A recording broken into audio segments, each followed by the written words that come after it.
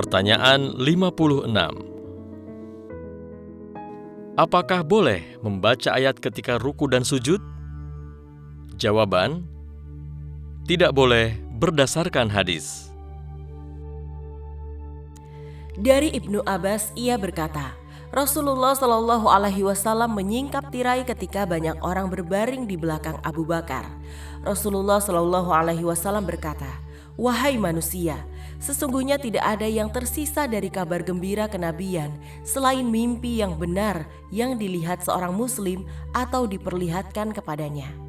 Ketahuilah, sesungguhnya aku dilarang membaca Al-Quran ketika ruku atau sujud.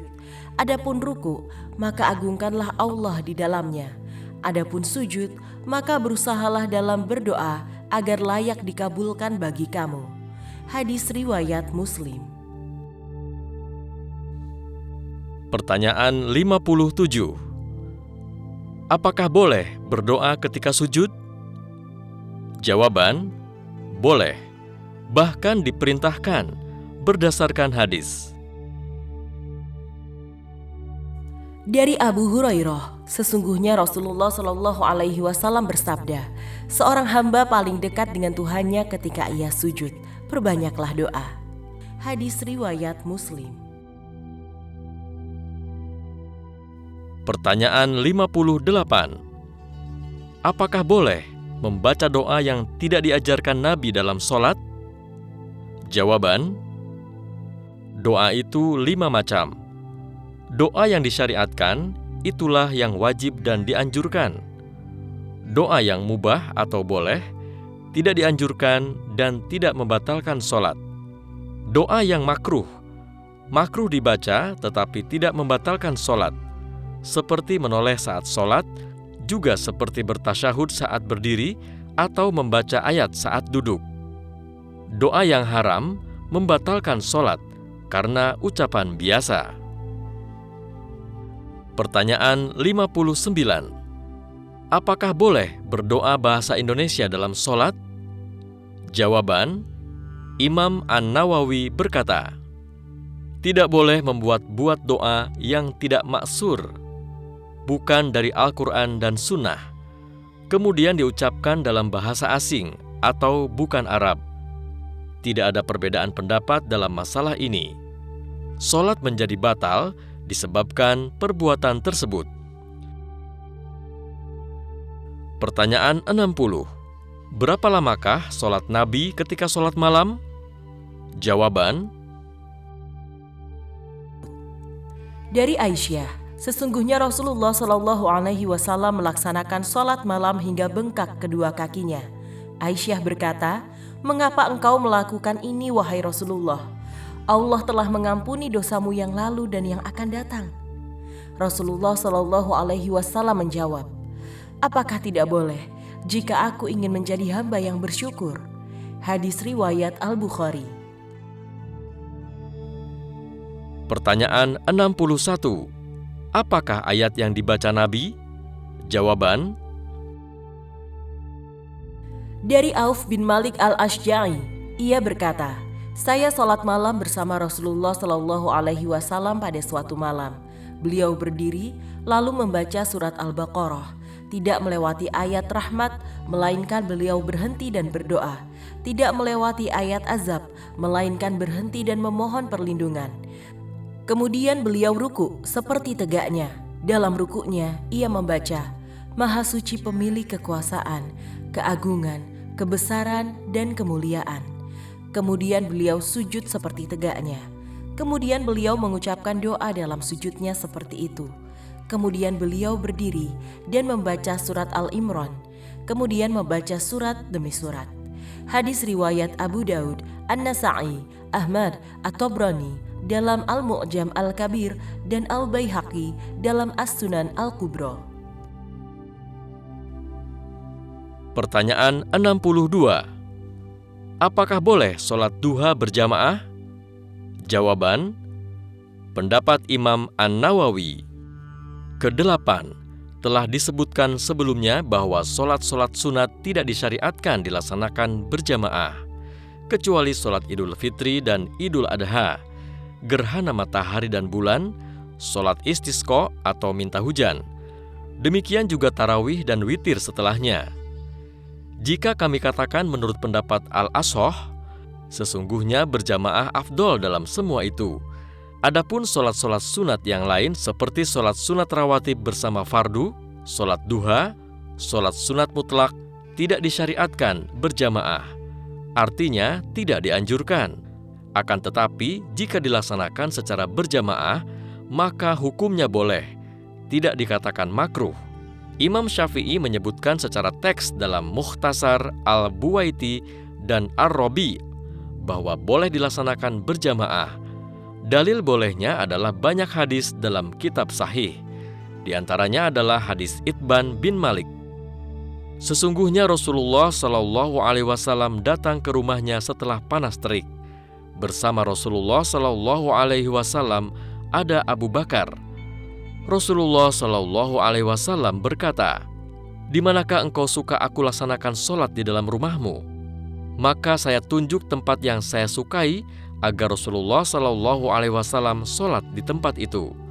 Rasulullah Shallallahu Alaihi Wasallam berdiri, kemudian kami menyusun saf di belakang beliau. Kemudian Rasulullah Shallallahu Alaihi Wasallam mengucapkan salam. Kami pun ikut mengucapkan salam ketika beliau mengucapkan salam. Hadis riwayat Al-Bukhari dan Muslim. Sholat sunat berjamaah bersama Rasulullah Shallallahu Alaihi Wasallam juga berdasarkan hadis-hadis sahih dari riwayat Ibnu Abbas, Anas bin Malik, Ibnu Mas'ud, dan Huzaifah. Semua hadis mereka ada dalam Sahih Al-Bukhari dan Muslim, kecuali hadis Huzaifah hanya ada dalam Sahih Muslim saja. Wallahu a'lam. Pendapat Imam Ibnu Taimiyah, sholat sunat terbagi kepada dua. Pertama, sholat sunat yang disunatkan untuk dilaksanakan secara berjamaah seperti sholat kusuf atau gerhana matahari, sholat istisqa atau minta hujan, dan sholat malam Ramadan. Sholat-sholat sunat ini dilaksanakan secara berjamaah sebagaimana yang disebutkan dalam hadis. Kedua, sholat sunat yang tidak dianjurkan untuk dilaksanakan secara berjamaah seperti sholat qiyamul lail, sholat sunat rawatib, sholat duha, sholat sunat tahiyatul masjid, dan sholat-sholat sunat lainnya.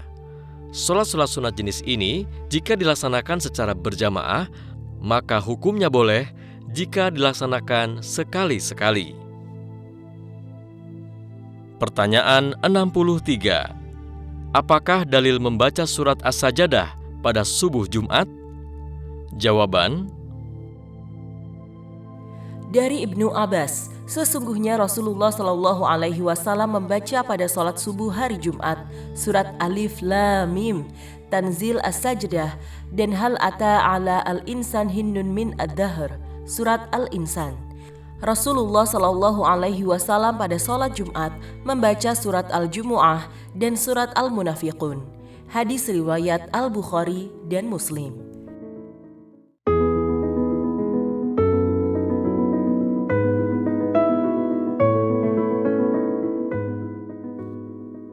Pertanyaan 64. Bagaimana jika dibaca terus-menerus? Jawaban: Dari Abdullah bin Mas'ud, sesungguhnya Rasulullah Shallallahu Alaihi Wasallam membaca pada sholat subuh hari Jumat Alif Lam Tanzil As-Sajdah dan surat Al-Insan, melakukannya terus-menerus. Hadis riwayat At-Tabrani dalam Al-Mu'jam As-Shaghir. Pendapat Ibnu Baz, Rasulullah Shallallahu Alaihi Wasallam melaksanakannya secara terus-menerus. Artinya, terus-menerus membaca dua surat tersebut, maka sunnah melaksanakannya secara terus-menerus. Pertanyaan 65. Ketika akan sujud, apakah imam bertakbir? Jawaban: sujud tilawah sama seperti sujud sholat. Apabila seseorang sujud dalam sholat, maka ketika sujud itu ia bertakbir. Ketika bangun juga bertakbir. Dalilnya adalah hadis sahih dari Rasulullah Shallallahu Alaihi Wasallam bahwa ketika beliau sholat bertakbir saat akan sujud dan bangun dari sujud. Demikian diriwayatkan oleh para sahabat dari hadis Abu Hurairah dan lainnya. Adapun sujud tilawah di luar sholat, tidak ada riwayat melainkan hanya takbir pada awalnya saja. Demikian yang diketahui umum sebagaimana yang diriwayatkan Abu Dawud dan Al-Hakim. Pertanyaan 66. Apakah dalil sholat sunat rawatib? Jawaban: Dari Ummu Habibah Ummul Mukminin, ia berkata, saya mendengar Rasulullah Shallallahu Alaihi Wasallam bersabda, siapa yang sholat 12 rakaat sehari semalam, dibangunkan untuknya satu tempat di surga. Hadis riwayat Muslim. Penjelasan 12 rakaat tersebut terdapat dalam riwayat Imam At-Tirmizi. 4 rakaat sebelum zuhur, 2 rakaat setelah zuhur, 2 rakaat setelah maghrib, 2 rakaat setelah isya, dan 2 rakaat sebelum subuh. Menurut riwayat Ibnu Umar, 2 rakaat sebelum zuhur. Sedangkan 2 rakaat sebelum asar, 2 rakaat sebelum maghrib, dan 2 rakaat sebelum isya masuk dalam hadis. Dari Abdullah bin Mughaffal Al-Muzani, ia berkata, Rasulullah Shallallahu Alaihi Wasallam bersabda, antara azan dan iqamah ada sholat, antara azan dan iqamah ada sholat, antara azan dan iqamah ada sholat, bagi siapa yang mau melaksanakannya.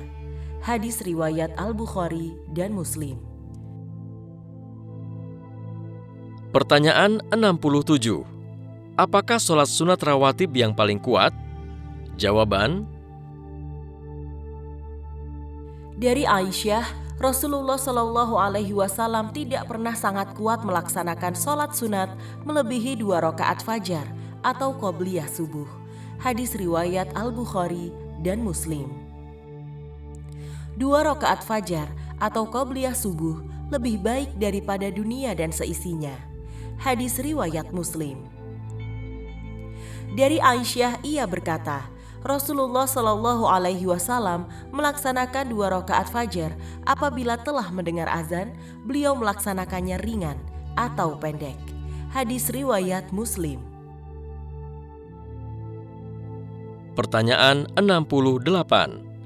Apakah ada perbedaan antara sholat subuh dan sholat fajar? Jawaban: sholat fajar adalah sholat subuh. Tidak ada perbedaan antara keduanya. 2 rakaat yang diwajibkan dimulai dari terbit fajar shodiq hingga terbit matahari. Sholat subuh memiliki sunat qobliyah 2 rakaat. Disebut sunat fajar atau sunat subuh atau 2 rakaat fajar. Pertanyaan 69. Jika terlambat melaksanakan sholat qobliyah subuh, apakah bisa diqodho? Jawaban: qodho sunat fajar atau qobliyah subuh setelah sholat subuh hukumnya boleh menurut pendapat yang kuat atau rajih. Tidak bertentangan dengan hadis larangan melaksanakan sholat setelah sholat subuh, karena yang dilarang adalah sholat yang tidak ada sebabnya. Akan tetapi jika qodho, sunat fajar tersebut ditunda pelaksanaannya hingga waktu duha. Tidak khawatir terlupa atau sibuk, maka itu lebih baik. Pertanyaan 70. Adakah dalil sholat sunat qobliyah maghrib? Jawaban: Dari Abdullah Al-Muzani, dari Rasulullah Shallallahu Alaihi Wasallam, sholatlah kamu sebelum maghrib, sholatlah kamu sebelum maghrib, sholatlah kamu sebelum maghrib bagi siapa yang mau. Hadis riwayat Al-Bukhari. Dari Ibnu Abbas, kami melaksanakan sholat 2 rakaat setelah tenggelam matahari. Rasulullah Shallallahu Alaihi Wasallam melihat kami. Beliau tidak memerintahkan kami dan tidak pula melarang kami. Hadis riwayat Muslim. Dari Anas bin Malik, ia berkata, ketika muazin telah mengumandangkan azan, para sahabat sholat menghadap tiang hingga Rasulullah Shallallahu Alaihi Wasallam keluar rumah. Para sahabat sedang melaksanakan sholat 2 rakaat sebelum maghrib. Tidak ada apa-apa antara azan dan iqamah. Hadis riwayat Al-Bukhari. Marthad bin Abdullah Al-Yazani berkata, saya datang menemui Uqbah bin Amir Al-Juhani. Saya katakan kepadanya, Apakah tidak aneh bagimu melihat Abu Tamim sholat 2 rakaat sebelum maghrib? Uqbah menjawab, kami melaksanakannya pada masa Rasulullah. Saya bertanya, apa yang membuatmu tidak melaksanakannya sekarang? Ia menjawab, kesibukan. Hadis riwayat Al-Bukhari.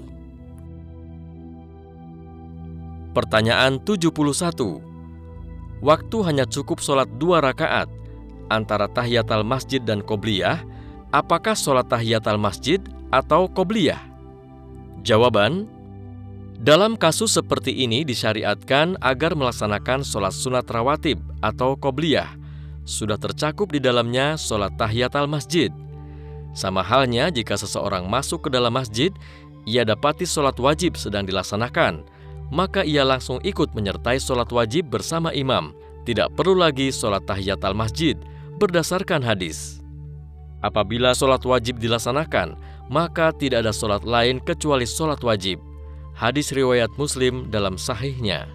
Karena tujuannya adalah agar seorang muslim tidak duduk di dalam masjid hingga ia melaksanakan sholat yang mungkin untuk ia laksanakan. Apabila ia mendapati sholat yang dapat menempati sholat tahiyatul masjid, maka itu sudah mencukupi, seperti sholat wajib, sholat rawatib, sholat kusuf atau gerhana matahari, atau sejenisnya. Dikutip dari acara Nur Ala Ad-Darb.